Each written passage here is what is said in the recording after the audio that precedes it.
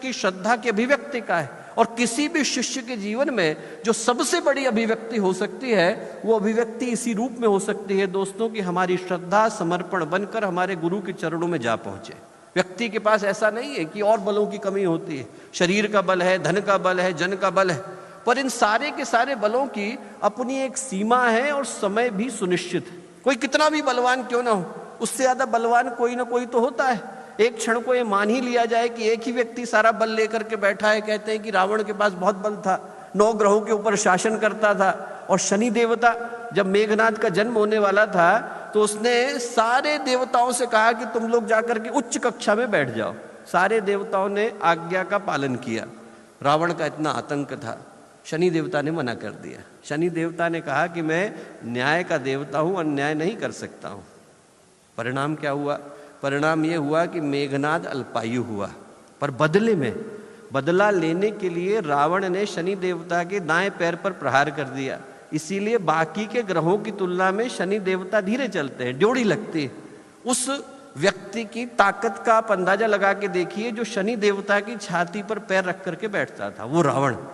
उससे ज्यादा बलशाली कौन? बाली, कांख में दबाकर धरती के परिभ्रमण के लिए चला गया। उससे ज्यादा बलवान कौन? भगवान राम। यहां पर हर बलशाली से बलशाली कोई ना कोई है। शरीर का बल कोई कितना भी लेकर के क्यों ना बैठा हो, एक न एक दिन तो व्यक्ति थकता ही है। अमरता लिखा करके कोई आया नहीं, शरीर जाता है, संपत्ति जाती है। भगवान सूर्य भी ऊपर चढ़ जाए तो मध्याह्न के बाद ढलने के लिए विवश होना पड़ता है। सिर्फ एक शक्ति ऐसी है दोस्तों इस संसार में जिसको हम लोग अभी लेकर के बैठे हैं, जिसको छीन पाने की सामर्थ्य काल के पास भी नहीं है, मृत्यु के पास भी नहीं, और उसका नाम है श्रद्धा। श्रद्धा व्यक्ति के पास हो तो उसको दुनिया की कोई ताकत हरा नहीं सकती, पराजित कर पाने का कोई उपाय नहीं, क्योंकि जिसने अपने को ही खो दिया उससे आप छीनोगे क्या? जो बूंद सागर में मिल गई वो सागर ही हो जाती है, जो शून्य हो गया वो अनंत हो जाता है। संत कबीर ने लिखा है, प्रेम गली अति साकरी जामे दो न समाए, जब मैं था तब हरि नहीं, जब हरि है तब मैं ना आई। जो अपने को लेकर के गया वो भगवान को पाता नहीं है दोस्तों, वही पाता है जो अपने को खो बैठता है। जो खोता है वही भगवान का होता है। हम लोग कहने को बैरागी टापू पर आकर के बैठे हैं, पर ये बैरागी टापू नहीं है, गुरुदेव का खोया पाया विभाग है। यहाँ पर हम अपने को खोने के लिए और उनका होने के लिए आए। जो अपने को खोने के लिए तैयार है वो गुरुदेव का हो जाता है, और वो होने के लिए उस चेतना के साथ भावना की दृष्टि से एकाकार होना जरूरी है, जिसको गुरुदेव ने आज से 100 वर्ष पहले प्रज्वलित किया। गुरुदेव ने जुलाई 88 की अखंड ज्योति में लिखा। लोगों के मन में शंका थी, चिंता थी कि गुरुदेव के जाने के बाद गायत्री परिवार का क्या होगा। गुरुदेव ने कहा कि बेटा, इस शरीर के साकार से निराकार होते ही हम अखंड दीपक की ज्वलंत ज्योति में समा जाएंगे। जिसको हमसे मिलने का मन हो वो अखंड दीपक की चेतना में हमारे दर्शन कर सकता है। अखंड दीपक इस धरती पर गुरुदेव की उपस्थिति का प्रतीक, प्रतिनिधि और प्रमाण है दोस्तों। उनकी स्थूल और सूक्ष्म हर तरह की गतिविधियों का यदि कोई साथी रहा, साक्षी रहा, सहयोगी रहा तो वो अखंड दीपक रहा है। क्योंकि महामानवों की जो यात्राएं होती हैं वो मात्र स्थूल जगत की नहीं होती, सूक्ष्म की भी होती है। जब महर्षि अरविंद की आत्मकथा के श्रीनिवास अयंगर ने लिखी, वो पांडिचेरी विश्वविद्यालय के कुलपति हुआ करते थे, 2500 पृष्ठों का ग्रंथ है, लिख करके ले गए और उनने महर्षि अरविंद के सामने रखा। तो महर्षि अरविंद ने कहा कि इसके अंदर क्या लिखा है? तो उन्होंने कहा, I wrote your life sketch. उन्होंने कहा, how did you write it? There is nothing available on the surface. Maharshi Arvind बोले, लिखा कैसे? मेरी जिंदगी तो सतह पर उपलब्ध ही नहीं है। जो बाहर घटा है, जो पर्दे के सामने घटा है, वो तो मेरे जीवन का 1% हिस्सा ही घटा है। वैसे ही दोस्तों हम पूज्य गुरुदेव को और ये जाएगा किसके कारण? प्रकाश के कारण।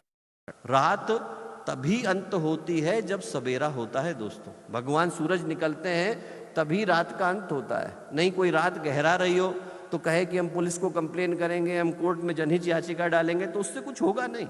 रात का अंत तभी होता है जब भगवान क्षितिज पर निकल करके आते हैं। और ये जो रात है जिसमें व्यक्ति अपने जीवन के उद्देश्य को भूल करके बैठा है, इसका अंत तभी होगा जब आप जैसे व्यक्तित्व के रूप में प्रकाश पुंज समाज के अंदर जाकर उसको नई दिशा दिखाने का संकल्प यहां से लेकर के जाएंगे।